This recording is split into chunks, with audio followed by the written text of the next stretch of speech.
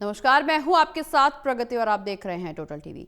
हरियाणा में फरीदाबाद के मुस्लिम बहुल धौज गांव में बनी अल फलाह यूनिवर्सिटी और उसका 76 एकड़ में फैला कैंपस सुर्खियों में है। दरअसल ये यूनिवर्सिटी सफेद पोश आतंकी मॉड्यूल और दिल्ली के लाल किले के पास हुए विस्फोट के सिलसिले में 3 डॉक्टरों की गिरफ्तारी के बाद जांच के घेरे में आ गई है। पढ़े लिखे लोगों के पाकिस्तान समर्थित सरपरस्तों के इशारे पर काम करते हुए पाए जाने के बाद जांच एजेंसियां अब ये पता लगाने की कोशिश कर रही हैं कि आखिर ये यूनिवर्सिटी ऐसे व्यक्तियों के लिए आश्रय स्थल कैसे बन गई। वहीं हरियाणा और दिल्ली पुलिस की टीमें फरीदाबाद की अल फलाह यूनिवर्सिटी में लगातार डेरा डाले हुए हैं। पूरी यूनिवर्सिटी में सर्च ऑपरेशन और पूछताछ जारी है। पुलिस ने कुछ अहम सबूत भी जुटाए हैं। दिल्ली ब्लास्ट के तार और इसकी तह तक जाने के लिए एजेंसियों ने अब तक कई लोगों को गिरफ्तार किया है। यूनिवर्सिटी से जुड़े डॉक्टर मोजमिल अहमद को गिरफ्तार किया गया है। ये अल फलाह यूनिवर्सिटी के डॉक्टर और टीचर भी हैं। वहीं यूनिवर्सिटी की ही महिला डॉक्टर शाहीन शाहिद को भी पकड़ा गया है। इस यूनिवर्सिटी के 4 लैब टेक्नीशियन को भी गिरफ्तार किया गया है। ऐसे में सवाल यह है कि क्या विस्फोट की साजिश विश्वविद्यालय में रची गई थी? आज चर्चा इसी मुद्दे पर होगी।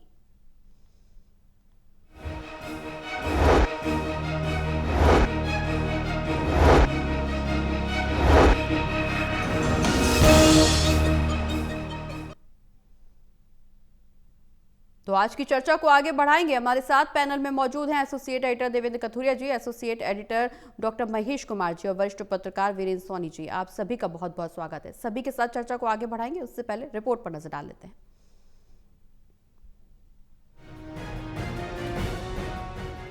राजधानी दिल्ली को खतरनाक तरीके से दहलाने वाले पहली बार क्वालिफाइड डॉक्टर्स की संलिप्तता के साथ नए किस्म के मॉड्यूल की परतें अब खुल रही हैं। नए नए खुलासे हो रहे हैं। पहला खुलासा ये कि ये टेरर मॉड्यूल कई शहरों में सीरियल बम विस्फोट करना चाहता था। हजारों किलो विस्फोट क्या कर सकता है, ये सुनकर भी दिल बैठने लगता है।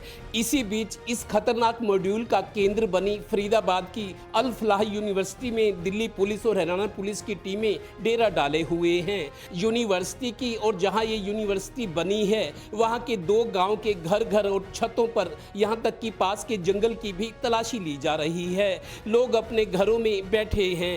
यूनिवर्सिटी के मेडिकल कॉलेज के 2 डॉक्टर भी गिरफ्तार हुए हैं। पहली बार यूनिवर्सिटी के वाइस चांसलर का ऑफिशियल स्टेटमेंट सामने आया है।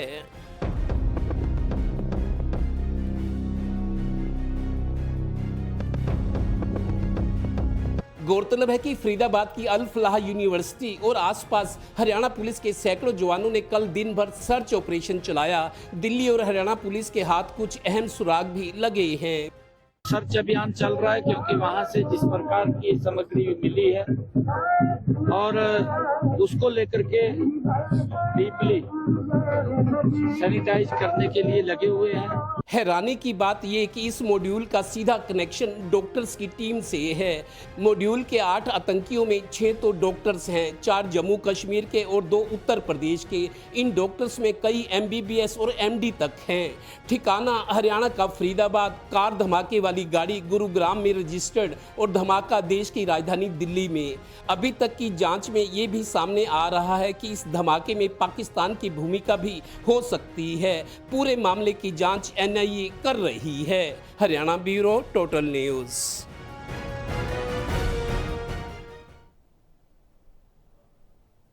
चलिए, बड़ी बहस में चर्चा की शुरुआत करेंगे। देवेंद्र जी, पहला सवाल आपसे। जिस तरह से अल फलाह यूनिवर्सिटी सवालों के घेरे में है और उसके बाद वाइस चांसलर का जो बयान सामने आया, उनका साफ तौर पर कहना कि हमारा हर काम कानून के हिसाब से होता है, जिन लोगों को गिरफ्तार किया गया है वो प्रोफेशनल्स हैं। लेकिन जो गिरफ्तारियां हुई हैं, कहीं ना कहीं कुछ ना कुछ इनपुट पुलिस को जरूर मिला होगा, इसी के तहत ये गिरफ्तारियां की गई हैं। बयान और हकीकत मैच नहीं खा रही है। हो सकता है आगे आने वाले समय में इस यूनिवर्सिटी को लेकर के और राज सामने आ सकते हैं। देखिए प्रगति, इस यूनिवर्सिटी की स्थापना और एक रिपोर्ट मैंने पढ़ी आज जी। 1997 में जो प्राइवेट यूनिवर्सिटीज देश में कानून है, राज्यों ने भी बनाया हुआ है। अलग अलग राज्यों में प्राइवेट यूनिवर्सिटीज भी है, सरकारी के अलावा, सेंट्रल यूनिवर्सिटी के अलावा। 1997 में इसकी स्थापना हुई थी और 2009 में ये डीम्ड यूनिवर्सिटी बनी। डीम्ड मतलब स्वतंत्र तौर पर काम कर सकती है, अपना पाठ्यक्रम खुद तय कर सकती है जी। सरकार की निगरानी में। यूजीसी की निगरानी में, लेकिन बाद में इन्होंने मेडिकल कॉलेज भी शुरू किया।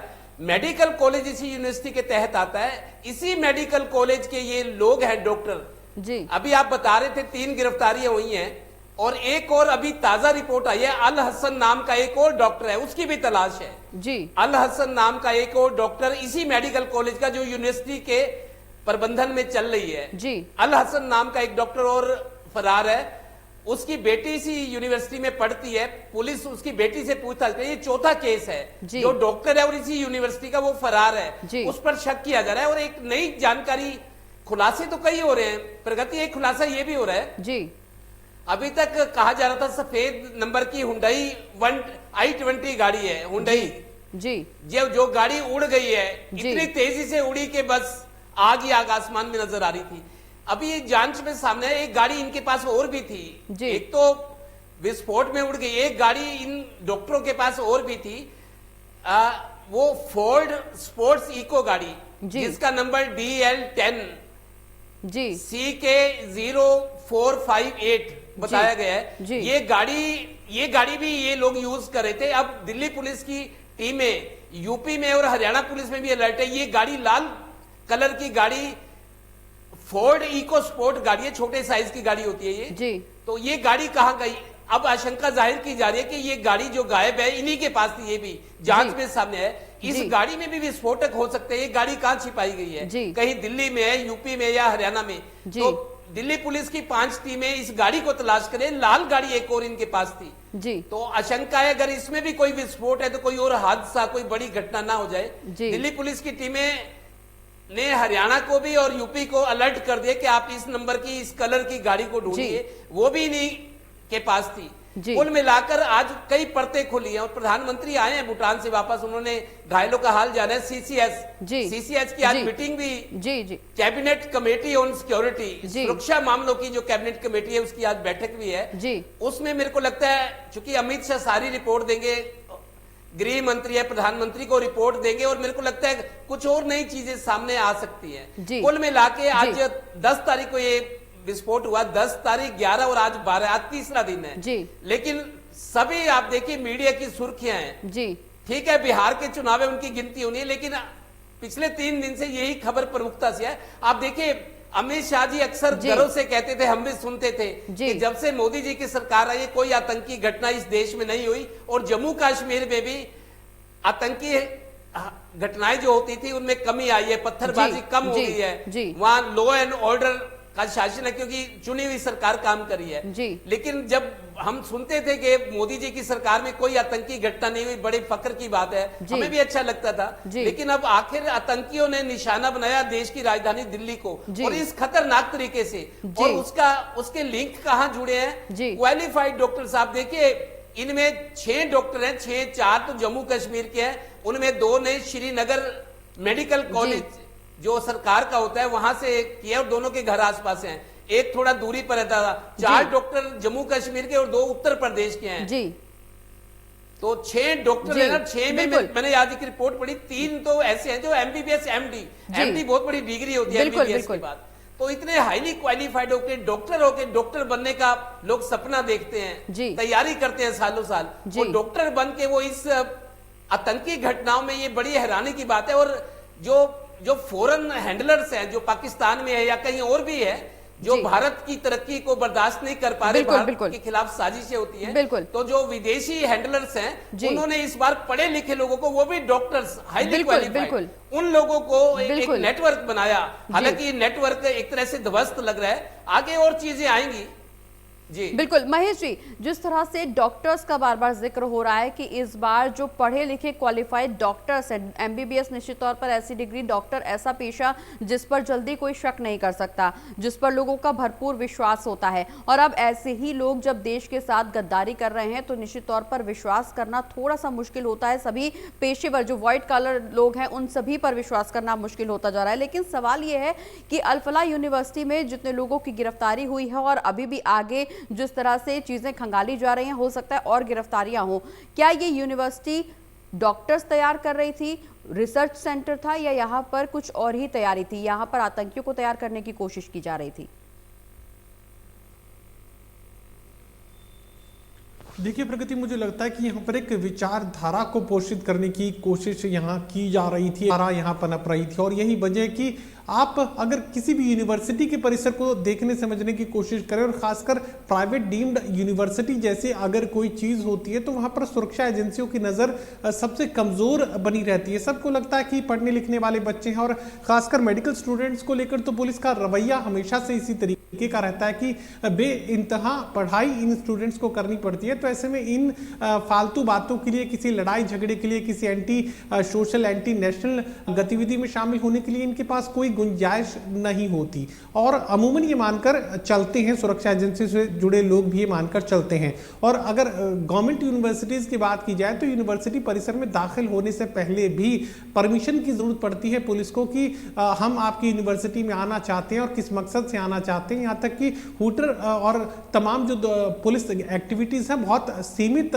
जो परिधि होती है, कैंपस जिसे बोलते हैं यूनिवर्सिटी का, उसमें देखने को मिलती है। यानी यहाँ पर एक तरीके का जो प्रशासन है, जो सुरक्षा व्यवस्था है, वो यूनिवर्सिटी की प्राइवेट सुरक्षा एजेंसी देखती है, या फिर ये यूनिवर्सिटी प्रशासन की जिम्मेदारी रहती है। पुलिस से जब तक मदद नहीं मांगी जाए, पुलिस आमतौर पर यूनिवर्सिटी के किसी भी मामले में हस्तक्षेप नहीं करती। अगर किसी तरह का लड़ाई झगड़ा होता है या हड़ताल जैसी कोई स्थिति होती है, जब तक प्रशासन से, पुलिस से यूनिवर्सिटी के वाइस चांसलर मदद नहीं मांगते, तब तक ये मानकर चलते हैं पुलिस से जुड़े लोग, प्रशासन से जुड़े लोग, कि ये यूनिवर्सिटी का आंतरिक मामला है। चाहे किसी तरह के विरोध प्रदर्शन की बात हो, हड़ताल की बात हो, धरने की बात हो, तो उन्हें लगता है कि सुरक्षा जो व्यवस्था प्राइवेट एजेंसीज के जरिए यूनिवर्सिटीज में की जाती है, वो आसानी से इसको संभाल सकते हैं। मुझे लगता है कि यही वजह है कि यहाँ इस विचारधारा को पोषित होने के लिए डार्क जोन मिल रहे थे, एक ब्लैक स्पॉट मिल रहा था जो कि सबकी नजरों से दूर था।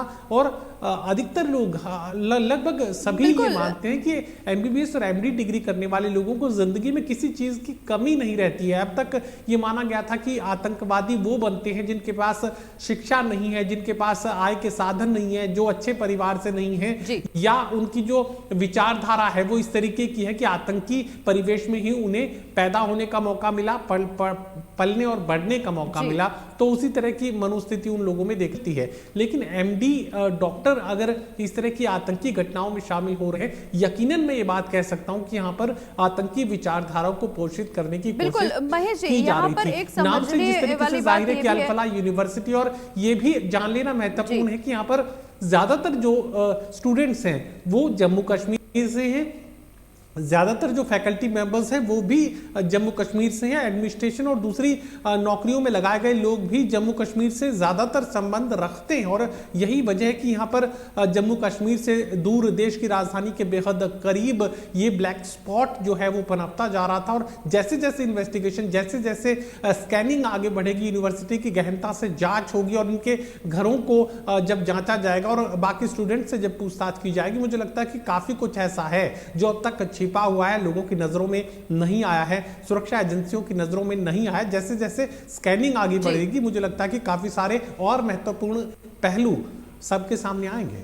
बिल्कुल, निश्चित तौर पर घटनाक्रम को लेकर के जांच लगातार जारी है। लेकिन सोनी जी, यहाँ समझने वाली बात यह भी है कि जिस तरह से दिल्ली में धमाका हुआ, सबसे पहले फरीदाबाद में 2900 किलो अमोनियम नाइट्रेट पकड़ा गया, कई गिरफ्तारियां हुई। उसके बाद सोमवार की शाम को दिल्ली में लाल किले के पास कार धमाका हुआ जिसमें कई लोगों की मौत हुई। उसके बाद जांच शुरू हुई, जांच में कई जगहों पर छापेमारी की गई।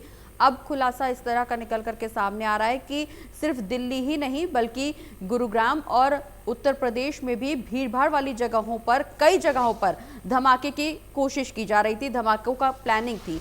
सवाल ये कि फरीदाबाद में जब अमोनियम नाइट्रेट पकड़ा गया इतनी भारी मात्रा में, तब इतने बड़े स्तर पर जांच पड़ताल क्यों नहीं की गई, एक सवाल ये। और दूसरी बात ये कि जिस तरह से अल फलाह यूनिवर्सिटी में विस्फोट की साजिश रची जा रही थी, आप ये कह सकते हैं, क्योंकि जिस तरह से अल फलाह यूनिवर्सिटी के लोगों को गिरफ्तार किया जा रहा है, उनसे पूछताछ में कई चीजें निकल करके सामने आ रही हैं, सवालों के घेरे में आ गई है ये यूनिवर्सिटी। तो सवाल सबसे पहले सीधा सीधा यही है कि क्या यहाँ पर आतंकियों की गणना हो रही थी, क्या यहाँ पर आतंकियों के द्वारा विस्फोट की साजिश रची जा रही थी, और अगर ऐसा हो रहा था तो ये पुलिस की नजरों से दूर कैसे था? देखिए, बिल्कुल जिस तरह आपने ये प्रश्न उठाया है, तो ये देखिए, ये जो कल विस्फोट हुआ है ये कोई नियोजित नहीं था जी। नियोजित इसलिए नहीं था, बिल्कुल चलती कार में हुआ है, और जो भी इसमें वो जो तैयारी थी उनकी, वो तैयारी नहीं थी। मतलब वो जो विस्फोटक था वो खुले में था, बिल्कुल। वो कोई अलग से योजनाबद्ध ढंग से तैयार किया गया नहीं था, क्योंकि अगर उनको ये धमाका करना होता तो भीड़ भाड़ वाली जगह पर भी कर सकते थे।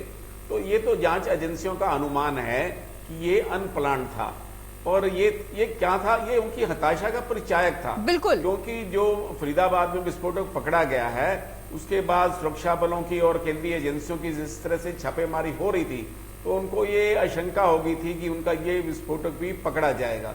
अब ये वहां से कहीं और जगह जो शिफ्ट कर रहे थे, तो या क्या उनकी प्लानिंग थी, ये तो भी जांच का विषय है।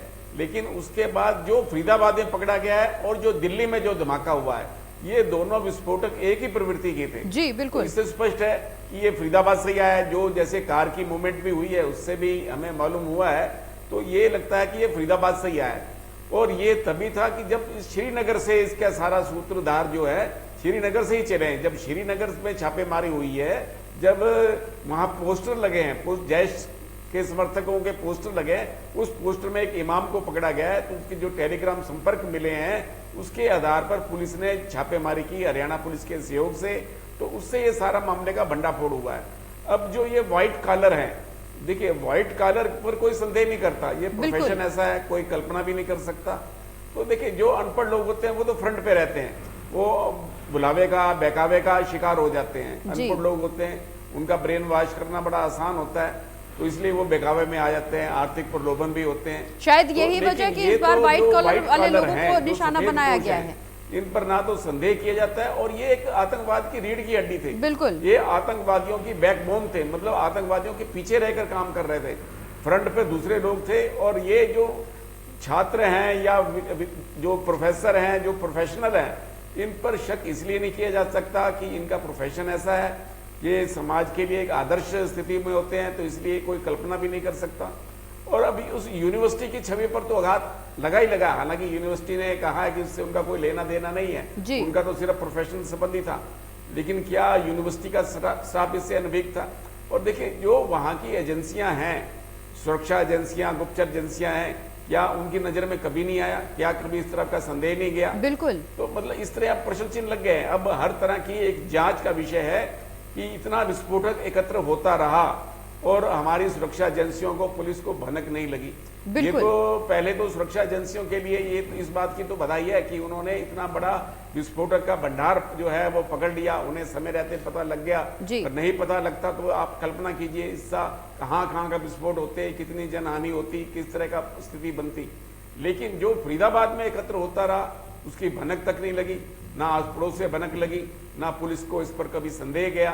तो ये एक प्रश्न है। तो अब जो इस तरह की पुलिस की भाई उन लोगों का किन किन लोगों से संपर्क रहा, तो ये क्योंकि देखिए श्रीनगर से लोग जुड़े हुए थे, तो तब भी पुलिस को कोई जांच नहीं हुई, कोई संदेह नहीं गया।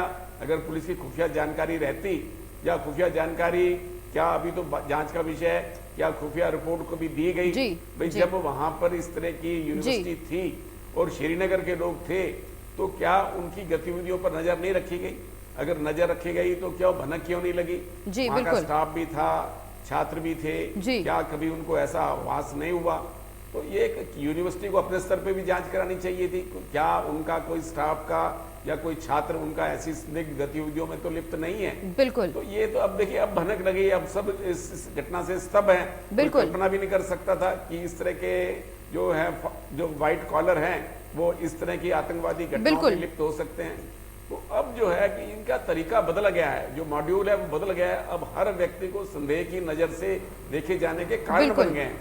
अब हर व्यक्ति को संदेह के कारण देखे जाने का सबसे बड़ा कारण ये भी है कि जिस तरह का विस्फोटक पकड़ा गया, किस तरह से इनको एक दिन में तो एकत्र हुआ नहीं, कई वर्ष लगे होंगे। इनको इकट्ठा किया गया, क्या उद्देश्य था, क्या प्लानिंग थी, अभी इसके तार जुड़े जाने हैं, अभी और भी कई लोग होंगे जो इनके नेटवर्क में होंगे, उनकी तह तक जाना जरूरी है। तो इस घटना से हमें कई सबक भी मिले हैं, और ये है कि ये अभी हमारी जो खुफिया एजेंसियां उनको और अधिक जो है सतर्क किए जाने की आवश्यकता है। बिल्कुल, निश्चित रूप से सुरक्षा एजेंसियां सतर्क हैं। और क्या विश्वविद्यालय में ये साजिश रची गई या नहीं, वहां पर सर्च ऑपरेशन लगातार जारी है। पुलिस की तमाम टीमें वहां पे डेरा डाले हुए हैं। हालांकि ये भविष्य के गर्भ में है, ये चिंता जांच का विषय है कि वहां पर साजिश इसकी रची गई है या नहीं। लेकिन देवेंद्र जी, समझने वाली बात यह है कि इससे पहले जब पहलगांव में आतंकी हमला हुआ, धर्म पूछ करके हमारे लोगों को मारा गया, पर्यटकों को निशाना बनाया गया, उसके बाद भी सीसीएस की एक बड़ी बैठक हुई थी जिसमें कई अहम फैसले लिए गए। एक बार फिर से पीएम मोदी की अध्यक्षता में सीसीएस की बैठक शुरू हो गई है। कहा यह जा रहा है कि आगे की रणनीति तय की जा रही है। कौन सी ऐसी रणनीति बनाई जा सकती है जिससे एक बार फिर से आतंक के आकाओं पर चोट होगी? देखिए प्रगति, 2017-18 में पुलवामा में कांड हुआ था जिसमें बीएसएफ के 40 जवानों की हत्या हुई थी जी। पुलवामा के बाद भारत ने स्ट्राइक की थी, एयर स्ट्राइक की थी। पाकिस्तान थोड़ा दबा था और पाकिस्तान को चेतावनी दी थी। लेकिन उसके बाद पहलगाम हुआ। पुलवामा और पहलगाम दोनों मिलते जुलते नाम है और ज्यादा दूरी भी नहीं है जी। पुलवामा में बीएसएफ पर अटैक हुआ, 40 जवानों की हत्या हुई जी। लेकिन भारत ने एयर स्ट्राइक की। उसके बाद चल रही थी तनातनी, दोनों चेतावनी दे रहे थे। लेकिन पहलगाम में जो पर्यटकों की हत्या हुई है उससे भारत का गुस्सा और बढ़ गया और ऑपरेशन सिंदूर आया। उसके बाद देखिए भारत ने जो ऑपरेशन सिंदूर किया। और हाल ही में मेरे को एक चीज लग रही है, हाल ही में एशिया क्रिकेट कप में पाकिस्तान 2 बार हारा है भारत से और भारत फाइनल मैच जीता। तो पाकिस्तान की कहीं ना कहीं खीज, झुंझलाहट, बौखलाहट नजर आ रही है। पाकिस्तान की बौखलाहट जग जाहिर नजर आ रही है। निश्चित रूप से पाकिस्तान की बौखलाहट जग जाहिर नजर आ रही है जी। जो डॉक्टर शाहीन है, जो लेडी पकड़ी गई है फरीदाबाद से, उसकी उम्र 45 साल के आसपास है जी। उसने कबूला है कि असद मसूद जो है, जो जैश-ए मोहम्मद का चीफ है, उसकी बहन से इसके ताल्लुक थे। 2 साल पहले ये इस लाइन में आई थी। भले ही ऊपर से डॉक्टर थे लेकिन 2 साल पहले इस आतंकी गतिविधियों में शामिल हुई थी। 45 साल उम्र। लेकिन बाकी डॉक्टर जो पकड़े गए हैं या जो मारा गया, उनकी उम्र मैंने देखा है 34 साल, 38 साल, 36 साल, 40 साल की उम्र के नीचे। अभी तो वो यूथ थे पूरी तरह से। बिल्कुल देवेंद्र जी, समय की कमी है। महेश जी के पास जाना चाहूंगी। महेश जी, सबसे बड़ा सवाल एक ये भी निकल करके सामने आ रहा है कि हाल ही में पाकिस्तान में भी आत्मघाती हमला हुआ। क्या ये आत्मघाती हमला वाकई हुआ या फिर अपने आप को बचाने के लिए ये हमला करवाया गया? क्योंकि जिस तरह से आत्मघाती हमला हुआ वहां पर भी 12 मौतें हुई और अब पाकिस्तान की तरफ से बयान ये इस तरीके के सामने आ रहे हैं कि हमला भारत की तरफ से करवाया गया है। देखिए, ये तो बेबुनियाद आरोप मुझे लगता है कि भारत की तरफ से भारत पर पाकिस्तान की तरफ से लगाए गए हैं। और जहां तक आत्मघाती हमले का आप जिक्र करें तो पूरा अतीत, पूरा इतिहास पाकिस्तान का उठाकर प्रधानमंत्री आतंकवाद की भेंट चढ़ गए हैं। और एक के बाद एक इस तरह की घटनाएं, मुझे लगता है कि शायद ही कोई 2 महीनों का वक्त पाकिस्तान में बीतता हो जब इस तरह की पाकिस्तान में ना होती हो। किसी एक घटना के लिए आप भारत को जिम्मेदार ठहरा रहे हैं, लेकिन ये अगर इतिहास के हर पन्ने पर पाकिस्तान में आतंकी घटना का जिक्र आपको मिलेगा तो क्या वो तमाम आतंकी घटनाएं भारत उनके पीछे है, भारत उनके लिए जिम्मेदार है? तो यकीनन अभी मुझे लगता है कि पाकिस्तान की जो स्थिति इस वक्त बनी हुई है, उन्हें इस बात का खौफ है कि ऑपरेशन सिंदूर एक बार प्रधानमंत्री नरेंद्र मोदी फिर से शुरू ना कर दें। किसी तरीके से अमेरिका के हस्तक्षेप के बाद किसी हद तक पाकिस्तान अपने वजूद को बचाने में कामयाब रहा। अगर ऑपरेशन सिंदूर एक बार फिर से आगे बढ़ता है तो फिर